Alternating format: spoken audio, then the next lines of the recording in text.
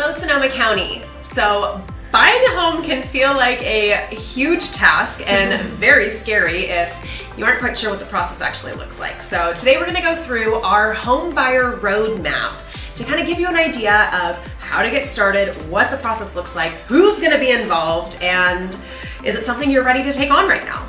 But first, I'm Morgan. And I'm Julie, and we help people move in, out, and all around Sonoma County. If you're thinking of moving in the next 30, 60, 90 days, reach out. We'd love to help. But in the meantime, we're gonna show you those steps involved in buying your first home.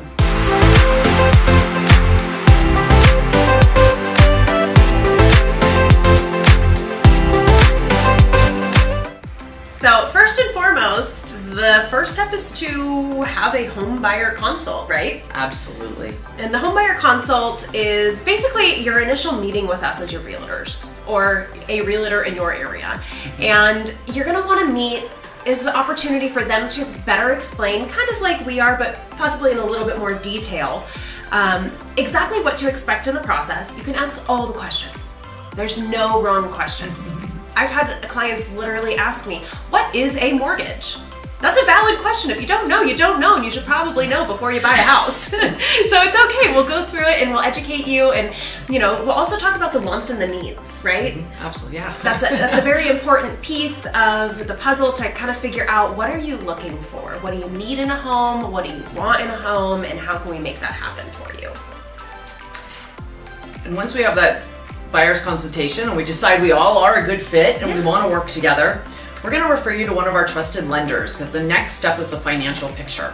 We have to find out what the bank is willing to loan you, and with that and your down payment amount, what is that price range we're looking at? What price range are we going to be shopping in? So then we can go forward looking at houses. I always say we cannot go look at houses until we know what that price range is, because there's nothing worse than falling in love with a house to find out you can't afford it. It's just a little bit outside your price range. So step 2, get that loan pre-approval. And just so you know, the loan pre-approval is actually not as difficult as you may think.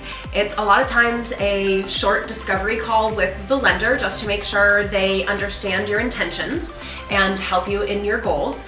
And then after that, it's a pretty quick application and an upload of a few documents. The application usually takes about 10 minutes online, and the documents they typically need are things you usually already have: some pay stubs, a W-2, or your previous tax statements, an ID. I mean, it makes it pretty easy. Pretty basic. And then within a couple of days at most, you usually have some numbers to be working with to start figuring out if this is really happening. And the lenders are really great too about educating what that monthly payment's going to look like, your down payment amount, and your closing costs. So once we get all that figured out, we get to start looking at houses. That's the fun. It is really the fun part. Yeah. So you'll be searching through sites. We'll be searching on the MLS. We'll compile houses. Anything that looks interesting, we'll schedule. We'll kind of make a tour. We'll head out and we'll look at a bunch of homes. Absolutely. And one thing to also note is, when we're looking online, there's all these different home search websites. That's great. Those are homes that are actively listed on the market, and we want to make sure we don't miss any of those. But we also have a huge network of agents where we know about a lot of listings coming soon before they hit the market that we may have access to get you in early.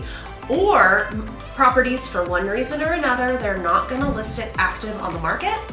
So they're listing it as a pocket listing or off market, and you can swoop in with a little less competition. So that way we'll kind of keep those in mind, knowing what you're looking for, and if those opportunities come up, we will not miss them. Yes. And while you're looking at homes, we'll help really guide you. We help point things out. We're doing this every day. We're in homes every day. We'll talk to the listing agent. We'll kind of get some history, get a little more info out of that agent, and see if there's any inspections that have been completed, any seller disclosures that we can get sent to us ahead of time. Once you find that house that you really like, I think this is it, yay! we help prepare the offer. We actually write the offer for you. It's a quite lengthy offer. We'll go through, we work with the lender, with you guys. We look at comps, we look at the purchase price. Do we offer purchase price? Do we offer a little less? Do we offer a little more, depending on competition, depending on the reports that could what be our available. timeline's going to look like. I mean, there's a lot of different pieces to the puzzle, and we help kind of leverage each of those to make sure it stays enough within your comfort zone, but makes a strong enough offer that the sellers are going to accept. It's a balancing act because these sales have to be mutually beneficial. Absolutely. The seller has to be happy as well as you as the buyer. So once we have that offer written, we submit the offer, cross our fingers. There might be a little bit of negotiation. The seller may have some terms that they want to change or things they want to negotiate on. That's very normal. I always say 3 things can happen when you submit an offer. They can accept it, reject it, or counter it. And if they counter the offer with some other little requests that they want, either price or terms, that's when, like Morgan was just saying, we negotiate back and forth till we find a happy medium where everyone can live with these decisions and feel good about it. Right. So once we've come to a negotiated place and everybody's agreeable, we'll have an officially accepted offer and you are now in contract on the home you love. That's great, but the deal's not quite done yet. We usually have about 30 days and several timelines that we'll work through together to make sure that this is a positive sale for you. So I always tell buyers that once we get into contract, the first couple weeks can be a little hectic. Yeah. I always say there's almost like there's 2 transactions going on. You have things from us on the realtor side. We're looking at the seller disclosures. We're ordering inspections if needed. And then you have the lender side. They're going to be asking for more documentation, getting the whole loan, the final loan approval going, which it's kind of a lengthy process. They're lending you a lot of money. Yep. And then we also have the title company. We open an escrow account. The escrow guys, they are like our middleman. Yeah. They handle all the documentation from all the different sides and they handle all the money. No one else touches money but the escrow company. Once the escrow is open, you're gonna put in it's called your initial earnest deposit. It kind of just says you got some teeth in the game. It is part of your down payment, not in addition to. That's a question I always get. Yeah. You're gonna put in that deposit. That deposit amount is already determined when we wrote the offer. And that just sits there. It sits in the escrow account until the end. And if for any reason we do cancel contracts, something shows up in the house during the inspections that we can't agree on, or the house doesn't appraise, or a lot of steps along the way, if we do cancel, you get that deposit back. Totally. So the next step would be inspections. So we have several reputable inspectors that we can help connect you to if we need to do additional inspections, if maybe they didn't have complete inspections on the property to begin with. But this is our opportunity to make sure we know everything there is to know about the property before you are fully committed to purchase it. You know, we don't want to find out after you've purchased the property that there was a leak under the house or the roof has an issue. You know, those are big ticket items and we want to find those while we're in contract. And any findings that come up like that weren't already known when we wrote the offer are absolutely open for negotiations with the seller. Again, these are mutually beneficial sales, so the seller should be pretty negotiable at the same time because likely they didn't know about it either. Yep. So we'll do those negotiations, we'll find a middle ground, and once we are again moving forward, the next phase is to have the appraiser come out to the property. So while we're doing inspections, the lender is going to order the appraisal. The appraiser comes out to confirm to the lender or the bank that yes, this house is worth what you're paying for it. Go ahead and do the loan. Yeah. Once that's your appraisal contingency. Once that appraisal comes back and all is good, we can remove the appraisal contingency, and there's one contingency left. Yeah, this is the one that likely along this whole time through the earnest money, the inspections, the appraisal, the lender's probably been asking you for additional documentation from you, maybe even from us about the property itself. And this is all just to confirm your financial picture, that you are still qualified to get the loan and that the property qualifies for the loan as well.